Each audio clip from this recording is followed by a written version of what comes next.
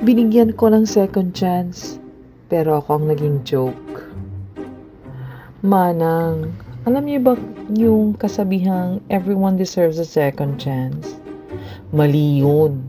Kasi may mga tao, deserve lang second slap. Ako po si Ben. Hindi po ako gwapo. Pero sabi nila, mabait naman. Yun yung polite version ng hindi namin type. Pero sige na nga. May ex ako si Carla. Iniwan niya ako kasi daw nagka-time siya sa reflect. Reflect saan, manang? Sa side mirror? Pero syempre iniyakan ko. Di ako kumain ng 5 araw. Kumain lang ako nung naamoy ko na yung chicharon. Fast forward 1 year. Bigla siyang nag-message. Hi Ben, kumusta ka na? I miss your vibe. Vibe daw oh. Hindi I miss you. I miss your vibe. Parang sinabing I miss your wifi. Pero ako, inkanto ng second chances. Sabi ko, sige, let's try again. Bad idea, manang. Una, akala ko kami na ulit.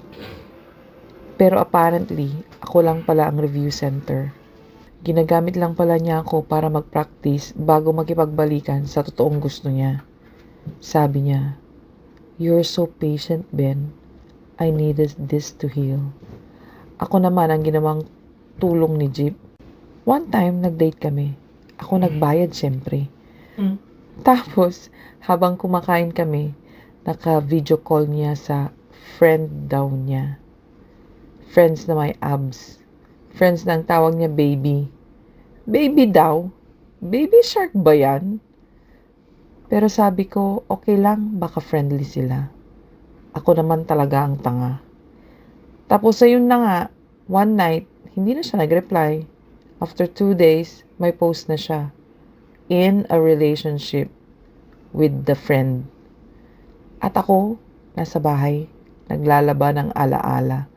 Sobrang tanga ko manang, binigyan ko ng second chance. Pero hindi ko alam, final round na pala ako sa audition. At hindi na ako napili. Pero ayos lang. Lesson learned. Hindi porket marunong mag-sorry, marunong nang magmahal ulit. At hindi lahat ng bumabalik dapat patuluyin. Minsan kasi binabalikan ka lang nila para ulitin ang kasalanan. Ako si Ben. At siya ang totoga kong dapat hindi